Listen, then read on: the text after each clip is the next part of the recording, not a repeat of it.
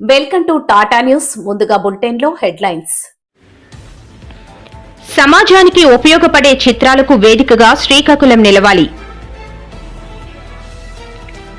తొలగించిన గర్భిణీ స్త్రీల వసతి గృహ సిబ్బందిని వెంటనే విధుల్లోకి తీసుకోవాలి. అమరావతి అసెంబ్లీ ప్రాంగణంలో చీఫ్ విప్ల కోసం నిర్మించిన భవనాన్ని ప్రారంభించిన స్పీకర్ చింతకాయల అయ్యన్న పాత్రుడు. రాష్ట్ర ప్రభుత్వం కార్మికుల పని గంటలు పెంచుతూ రాష్ట్ర తీర్మానం చేస్తూ కార్మిక వర్గానికి ద్రోహం.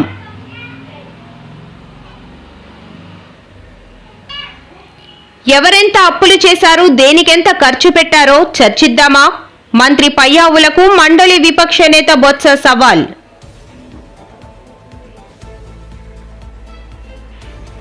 కూటమి ప్రభుత్వం పైన విరుచుకుపడిన మాజీ మంత్రి విడుదల రజని.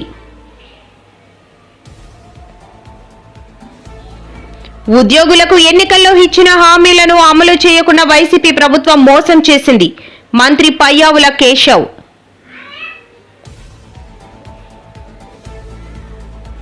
రాజయ్యపేటలో బల్క్ డ్రగ్ ఏర్పాటును వెంటనే రద్దు చేయాలి. 11 రోజులుగా శాంతియుత దీక్షలు చేస్తున్న హోంమంత్రి అనిత పట్టించుకోవడం లేదు. ఓలా ఎలక్ట్రిక్ స్కూటర్ షోరూం వద్ద వినియోగదారులు ఆందోళన. సమాజానికి ఉపయోగపడే చిత్రాలకు వేదికగా శ్రీకాకుళం నిలవాలని శ్రీకాకుళం డీఎస్పీ సిహెచ్ వివేకానంద అన్నారు. సోమవారం స్థానిక డీఎస్పీ కార్యాలయంలో ఆయన మాట్లాడుతూ, సమాజానికి ఉపయోగపడే చిత్రాలకు వేదికగా శ్రీకాకుళం నిలవాలి. శ్రీకాకుళం డీఎస్పీ సిహెచ్ వివేకానంద సిక్కోలు లఘు చిత్రోత్సవ పోటీలు. సమాజానికి ఉపయోగపడే చిత్రాలకు వేదికగా శ్రీకాకుళం నిలవాలని శ్రీకాకుళం డీఎస్పీ సిహెచ్ వివేకానంద అన్నారు. సోమవారం స్థానిక డీఎస్పీ కార్యాలయంలో ఆయన మాట్లాడుతూ, శ్రీకాకుళం జిల్లా నుండి ఎందరో కళాకారులు నాటక రంగంలో చిరస్థాయిగా నిలిచారని, యువతకు సందేశాత్మక మార్పును కలిగించే విధంగా పీకే ఎంటర్టైన్మెంట్ యూట్యూబ్ ఛానల్ గతంలో కొన్ని చిత్రాలను నిర్మించి చైతన్యం కలిగించిందన్నారు. జిల్లా యువతలో ఉన్న ప్రతిభను గుర్తించడానికి మణిపాత్రుని క్రియేటివ్ అకాడమీతో కలిసి సంయుక్తంగా లఘు చిత్రాల పోటీలను నిర్వహిస్తున్నారని, ఎటువంటి రుసుము లేదని, వారిచ్చిన అంశాలపై లఘు చిత్రాలను నిర్మించి వారికి అందజేయాలన్నారు. యువత మత్తు పదార్థాలకు బానిసలు కావటం వలన కలిగే దుష్ప్రభావాలు, నివారణ చర్యలు, తల్లిదండ్రుల గొప్పతనం, యువతపై సోషల్ మీడియా ప్రభావం, శ్రీకాకుళం జిల్లా గొప్పతనం, మానవ అక్రమ సంబంధాలు, వాటి ప్రభావాలు, బాల నేరాలు, పరివర్తన, సంస్కరణ వంటి సందేశాత్మక సామాజిక స్పృహ గల అంశాలున్నాయని, ఈ సదావకాశాన్ని శ్రీకాకుళం యువత సద్వినియోగం చేసుకోవాలని ఆకాంక్షిస్తూ లఘు చిత్రాల పోటీల కరపత్రాన్ని విడుదల చేసి శుభాకాంక్షలు తెలియజేశారు. ఈ పోటీలలో పాల్గొనాలనుకునేవారు తమ వివరాలను అక్టోబర్ 2వ తేదీ నుండి అక్టోబర్ 18వ తేదీ లోపల నమోదు చేసుకోవాలని, పూర్తి వివరాలకు తొలగించిన గర్భిణీ స్త్రీల వసతి గృహ సిబ్బందిని వెంటనే విధుల్లోకి తీసుకోవాలి. గిరిజన సంఘం నాయకులు మోకాలతో నిరసన చేపట్టిన గర్భిణీ స్త్రీల వసతి గృహం సిబ్బందికి మద్దతు తెలిపిన గిరిజన సంఘాలు. పార్వతీపురం మన్యం జిల్లా గుమ్మ లక్ష్మీపురం గర్భిణీ స్త్రీల వసతి గృహం వైటీసీలో 7 సంవత్సరాల బట్టి ఏఎన్ఎం డ్రైవర్స్ తదితర సిబ్బంది రాత్రి పగలు చాలీ జీతాలతో ఉద్యోగం చేస్తున్నప్పటికీ అకస్మాత్తుగా ఉద్యోగాల నుంచి తొలగిస్తున్నట్లు అధికారులు చెప్పడం ఎంతవరకు సమంజసమని ఆవేదన వ్యక్తం చేసిన ఉద్యోగులు గిరిజన సంఘాల నాయకులతో కలిసి మోకాళ్లతో నిరసన చేపట్టారు. జీవో నెంబర్ లేకపోయినా సిఎఫ్ఎంఎస్లో జీతాలు పెట్టామని అధికారులు చెప్పి తప్పించుకుంటున్నారన్నారు. ఉద్యోగ భద్రత కల్పించి పెండింగ్ జీతాలు వెంటనే చెల్లించాలని ప్రభుత్వాన్ని డిమాండ్ చేశారు. అనంతరం టీఆర్ఎఫ్ రాష్ట్ర అధ్యక్షుడు రొబ్బా లోవరాజు మాట్లాడుతూ, తొలగించిన గర్భిణీ స్త్రీల వసతి గృహ సిబ్బందిని వెంటనే విధుల్లోకి తీసుకుని ఉద్యోగ భద్రత కల్పించాలన్నారు. ఎటువంటి నోటీసులు ఇవ్వకుండా ఉద్యోగాల నుంచి చిరు ఉద్యోగులను తొలగించడం అన్యాయమన్నారు. ఈ కార్యక్రమంలో టీఆర్ఎఫ్ జిల్లా అధ్యక్షుడు ఇంటికుప్పల రామకృష్ణ, గిరిజన విద్యార్థి సంఘం జిల్లా అధ్యక్షుడు పల్లా సురేష్ తదితరులు పాల్గొన్నారు. అందరికీ నమస్కారం అండి. ఈరోజు పార్వతీపురం మన్యం జిల్లా గుమ్మలక్ష్మీపురం అలాగే సాలూరులో ఉన్నటువంటి యూత్ ట్రైనింగ్ సెంటర్లో ప్రెగ్నెంట్స్ ఉమెన్స్ హాస్టల్లో పనిచేస్తున్నటువంటి చిరుద్యోగుల్ని ఎటువంటి సంబంధం లేకుండా మీరు విధుల నుంచి మిమ్మల్ని తొలగించడం జరుగుతుంది, మీరు ఉండిపోండి అని చెప్పి ఉన్నతాధికారుల నుంచి వీళ్ళకి ఎటువంటి ఆదేశాలు రాకుండా కేవలం ఒక మాటతో మాత్రమే చెప్పి మీరు ఉండిపోండి అనడం చాలా బాధాకరం. ఎందుకంటే భారతదేశంలో ఎక్కడా లేనటువంటి ఒక సేవా దృక్పథంతో ఇక్కడ ఉన్నటువంటి మా గిరిజన బిడ్డలకి సేవ చేయాలనే ఒక ఉద్దేశంతో ఇక్కడ స్థానికంగా ఉన్నటువంటి స్టాఫ్ అందరూ కూడా ఒక గిరిజనులుగా మా గిరిజనులకి సేవ చేయాలనే ఒక ఉద్దేశంతో ప్రెగ్నెంట్ ఉమెన్స్ హాస్టల్లో ఏఎన్ఎంలు కానివ్వండి, సేపర్స్ కానివ్వండి, డ్రైవర్లు కానివ్వండి, వీళ్ళందరూ చక్కగా చేస్తున్నటువంటి పరిస్థితి. వీళ్ళు చేయడం వల్ల ఏజెన్సీ ప్రాంతంలో శిశు మరణాలు బాధితులు కానీ శిశు మరణాలు కూడా గత 7 సంవత్సరాల్లో లేవు అంటే కేవలం వీళ్ళు చేస్తున్నటువంటి సర్వీస్ వల్ల. ఇంత మంచి కార్యక్రమాన్ని అర్ధాంతరంగా మిమ్మల్ని ఇంటికి పంపించేస్తాం, మీరు ఉండిపోండి అని చెప్పడం ఇది చాలా అన్యాయము. అమరావతి అసెంబ్లీ ప్రాంగణంలో చీఫ్ విప్పుల కోసం నిర్మించిన భవనాన్ని స్పీకర్ చింతకాయల అయ్యన్న పాత్రుడు గురువారం ఉదయం ప్రారంభించారు. ఈ భవనంలో చీఫ్ విప్ల కోసం 16 క్యాబిన్లు, అదేవిధంగా డైనింగ్ మీడియా పాయింట్ ఏర్పాటు చేశారు. ఈ భవనంలో చీఫ్ విప్ల కోసం 16 క్యాబిన్లు, అదేవిధంగా డైనింగ్ మీడియా పాయింట్ ఏర్పాటు చేశారు. ఈ సందర్భంగా మాట్లాడుతూ గత ప్రభుత్వంలో నిర్లక్ష్యానికి గురైన ఈ భవనాన్ని మంత్రి డాక్టర్ నారాయణ, శాసనసభ వ్యవహారాల శాఖ మంత్రి పయ్యావుల కేశవ్ సహకారంతో పూర్తి చేయగలిగామని తెలిపారు. సుమారు 5 కోట్ల రూపాయల అంచనాతో నిర్మాణం చేపట్టగా కేవలం 3,57,00,000 రూపాయల వ్యయంతో పూర్తి చేయడం జరిగిందని వివరించారు. ఈ భవన నిర్మాణం పూర్తి చేయడంలో సహకరించిన మంత్రివర్యులు నారాయణ, పయ్యావుల కేశవ్కు కృతజ్ఞతలు తెలిపారు. ఈ కార్యక్రమంలో అర్బన్ డెవలప్మెంట్ మంత్రివర్యులు డాక్టర్ పి నారాయణ, శాసనసభ వ్యవహారాల శాఖ మంత్రివర్యులు పయ్యావుల కేశవ్, శాసనసభ secretary general Prasanna Kumar, Suryadevara, whip Anjaneyulu, Reddappa, Madhavi మరియు ఇతర శాసనసభ్యులు పాల్గొన్నారు. అదేవిధంగా మీడియా పాయింట్కు అవసరమైన అన్ని సౌకర్యాలు కల్పించనున్నట్లు పేర్కొన్నారు. మరి ఈరోజు ఇంతగా సెక్రటరీ గారు చెప్పినట్టు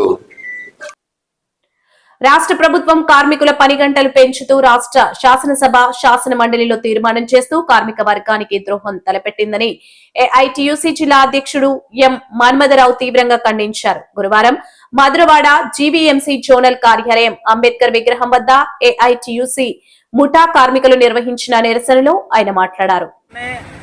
అమలవుతా ఉంది. ఈ 8 గంటల పనిదినాన్ని 10 గంటలకు పెంచుతూ రాష్ట్ర అసెంబ్లీలోని అలాగే శాసన మండలిలో తీర్మానం చేయడం అంటే కార్మికులకు ద్రోహం చేయడమే తప్ప మరి ఒకటి కాదని ఈ సందర్భంగా తెలియజేస్తున్నాం.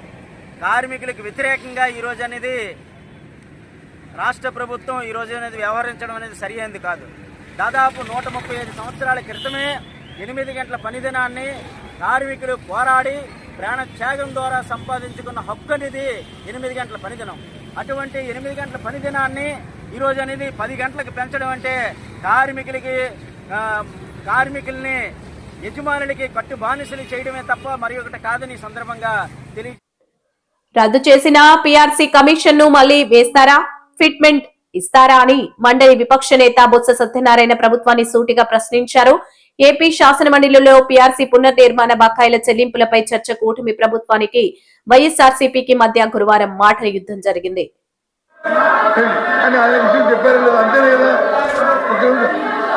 ఎందుకు మరి పులివెందుల ఎమ్మెల్యే ఉన్నప్పుడు ఆయన మాజీ ముఖ్యమంత్రి తెలియదు అధ్యక్ష, ఎందుకు చెప్పట్లేదు?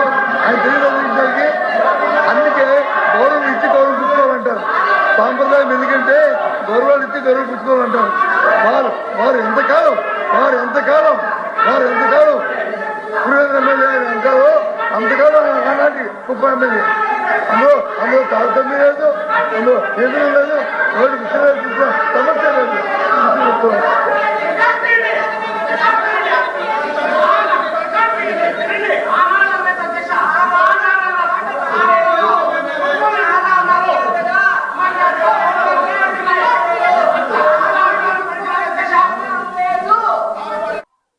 కూటమి ప్రభుత్వంపైన విరుచుకుపడిన మాజీ మంత్రి విడుదల రజని అసలు రాష్ట్రంలో ఆరోగ్య శాఖ మంత్రి ఉన్నారా లేదా అని రజని ప్రశ్నించారు. మా హయాంలో ఇదే పరిస్థితి వస్తే 3 రోజుల్లో పరిష్కరించాం. అసలు ఇక్కడ మంత్రి ఉన్నారా లేరా అని సందేహం వచ్చింది అని అన్నారు. స్పష్టమవుతా ఉంది. ప్రభుత్వం కూడా చూస్తూ ఉంది. మరి ఓ మంత్రి ఉన్నారు, మరి ఆ మంత్రికి ఇప్పటిదాకా కూడా ఈ విషయం తెలుసో లేదో మనకు తెలియదు. మనకు స్పష్టంగా అర్థమవుతా ఉంది కూటమి ప్రభుత్వం అధికారంలోకి వచ్చిన తర్వాత చంద్రబాబు నాయుడు గారు కానీ మంత్రికి కానీ ఏమాత్రం కూడా హెల్త్ అనేది మోస్ట్ నెగ్లెక్టెడ్ సబ్జెక్ట్గా, ఇగ్నోర్డ్ సబ్జెక్ట్గా, ఇక్కడ ఉన్నటువంటి ప్రజలకు ఏమైతేనేమి అనేటువంటి పరిస్థితుల్లో, ఈ రాష్ట్ర ప్రజలు ఏమైనా సరే అన్నటువంటి పరిస్థితిలో మరి ఈ కూటమి ప్రభుత్వం అడుగులు ముందుకు వేస్తున్నారు. ఈ డయేరియా విషయానికి వస్తే మరి 10 రోజులైంది డయేరియా మొత్తం మీద చూసుకుంటే 200లకు పైగా అంతమందికి డయేరియా వచ్చి జీజీహెచ్కి వచ్చి, మరి కొంతమంది జీజీహెచ్కి రాకుండా ప్రైవేట్ హాస్పిటల్లో చూపించుకుంటున్నారు, కొంతమంది వాళ్ళకి తెలిసిన హాస్పిటల్లో చూపించుకుంటున్నారు. మరి ఈ రోజున చూసినట్టయితే మొత్తం ఒక 184 మంది ఇక్కడ అడ్మిట్ అవ్వడం జరిగింది. దాంట్లో భాగంగా చాలా స్లో రికవరీ ఉంది. చాలా స్లో రికవరీతో ఇప్పుడు ఒక 80 మంది డిశ్చార్జ్ అయినట్టున్నారు.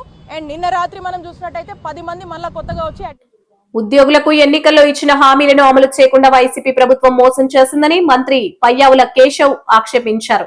ఎన్నికల వాగ్దానాలను గుర్తుపెట్టుకుని అమలు చేసి ఉంటే వైసీపీకి సింగిల్ డిజిట్ వచ్చేది కాదని మంత్రి పయ్యావుల కేశవ్ చెప్పుకొచ్చారు. ఎక్స్పెక్టేషన్ ఉంటుంది అధ్యక్ష, పిఆర్సీ రావాలి, మాకు ఐఆర్ రావాలి, పెరగాలి అనేటువంటిది ప్రతి ఉద్యోగులకి ఉంటుంది, ఉద్యోగ సంఘాలకి ఉంటుంది, వాళ్ళ మీద ఒత్తిడి ఉంటుంది, ప్రభుత్వం మీద కూడా ఉంటుంది అధ్యక్ష. కానీ అధ్యక్ష, ప్రైవేట్లో మాట్లాడుతున్నప్పుడు ఉద్యోగస్తులు చెప్తా ఉన్నటువంటి విషయాలు వింటే ఇంత వండర్ఫుల్ ఆర్గనైజేషన్ని ఎంత దుర్మార్గంగా వీళ్ళు గత 5 ఏళ్లలో ట్రీట్ చేశారనిపించింది అధ్యక్ష. వాళ్ళు ఓపెన్గా చెప్తారు, ఎస్ వీ అండర్స్టాండ్, రాష్ట్రం ఈరోజు ఏ పరిస్థితుల్లోనూ మాకు అర్థమవుతా ఉంది, అయితే ఇది వేస్తే ఏదో ఒక దశలో కొంతైనా డిస్కషన్ వస్తుంది కదా అనేటువంటిది మాట్లాడుతూ ఉన్నారు అధ్యక్ష. ఇది ఇక ఎన్నికల వాగ్దానాల గురించి మాట్లాడుతున్నారు అధ్యక్ష. మీ ఎన్నికల వాగ్దానాలు మీరు గుర్తుపెట్టుకుని ఉంటే మీకు ఆ పరిస్థితి వచ్చి ఉండేది కాదు. మీ ఎన్నికల వాగ్దానాలు గుర్తుపెట్టుకుని ఉంటే మీకు ఆ పరిస్థితి వచ్చి ఉండేది కాదు. పొరపాటున సింగిల్ డిజిట్కి పోకుండా డబుల్ డిజిట్లో మిగిలారు మీరు. దయచేసి బకాయిలు అధ్యక్ష. రాజయ్యపేటలో బల్క్ డ్రగ్ ఏర్పాటును వెంటనే రద్దు చేయాలని సిపిఎం జిల్లా కార్యవర్గ సభ్యుడు శంకర్రావు గురువారం డిమాండ్ చేశారు.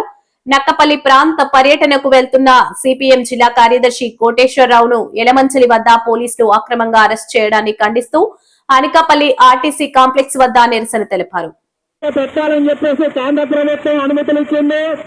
ఆంధ్రప్రదేశ్, గుజరాత్, హర్యానా ప్రాంతాల్లోని 3 ప్రాంతాల్లో బల్క్ డ్రగ్ కంపెనీలకు అనుమతులు ఇచ్చారు. మన రాష్ట్రంలో కాకినాడ జిల్లాలోని కొండంగి ప్రాంతంలో ఈ బల్క్ డ్రగ్ కంపెనీలు పెట్టాలని చెప్పి ప్రభుత్వం భూమి సేకరణ చేస్తే ఆ ప్రాంతంలో ఉన్న ప్రజలు తిరగబడి మందుల కంపెనీలు మా ప్రాంతంలో పెట్టొద్దు, ఈ భూముల్ని మందుల కంపెనీలకు ఇవ్వం అని చెప్పేసి కొండంగి ప్రాంతంలో ఉన్న రైతులందరూ తిరగబడ్డారు. ఆ రోజున్న తెలుగుదేశం పార్టీ కానీ జనసేన పార్టీ పవన్ కళ్యాణ్ గారు బల్క్ డ్రగ్ కంపెనీని బల్క్ డ్రగ్ పార్క్ ఏర్పాట్లను ప్రభుత్వం ఉపసంహరించుకునే వరకు వెనక్కి తగ్గేదే లేదు అని సిపిఎం జిల్లా కార్యదర్శి వర్గ సభ్యుడు అప్పలరాజు స్పష్టం చేశారు.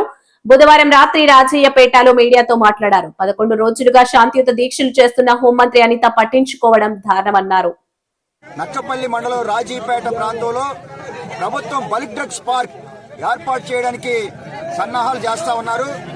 బల్క్ డ్రగ్స్ పార్క్ ఏర్పాటు చేస్తే మత్స్యకారుల యొక్క ఉపాధి తీవ్రంగా కోల్పోయి భావితరాల భవిష్యత్తు అంధకారమయమైనటువంటి పరిస్థితి ఉందని చెప్పి ఎట్టి పరిస్థితుల్లో మా రాజీపేట పరిసర ప్రాంతాల్లో బల్క్ డ్రగ్స్ పార్క్ ఏర్పాటు చేయొద్దని చెప్పి ఈ నెల 14వ తేదీ నుంచి అంటే ఈ వాటికి 11 రోజులుగా శాంతియుతంగా రిలే నిరాహార దీక్షలు చేయడం జరుగుతూ ఉంది.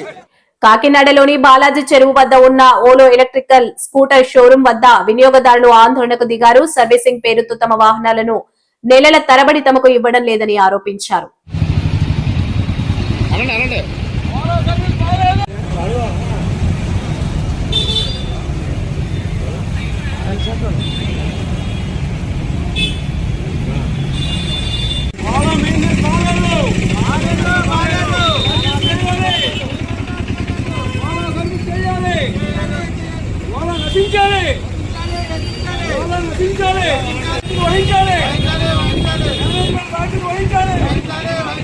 సార్ నా బండిది ఇచ్చి నెల అయింది, పరిస్థితి ఎలా ఉంది? ఈ నెల నుంచి ఇలాగే ఇదే పరిస్థితి, వాళ్ళ మంత్రి నుంచి ఇదే పరిస్థితి. నా బండి ఏపీ 40 ఈపీ 94-96 బండి నెల రోజులైంది బండి ఇచ్చి ఇప్పటికి.